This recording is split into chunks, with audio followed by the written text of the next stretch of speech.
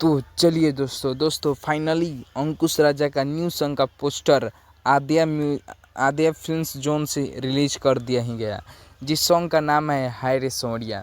तो दोस्तों आप लोग देख रहे हैं लोग भोजपुरिया पेज, और आप लोग का फिर से स्वागत है हमारे भोजपुरिया पेज में।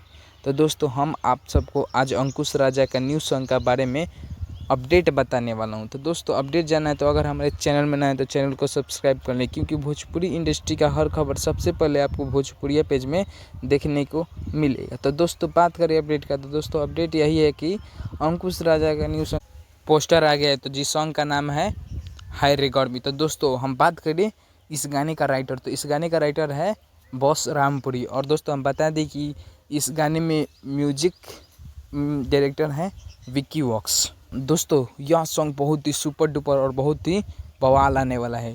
और दोस्तों हम बताएं दें कि यह सॉन्ग में काम करने वाली है नीलम गिरी अंकुश राजा के साथ। और दोस्तों यह सॉन्ग बहुत ही जल्द रिलीज होगा।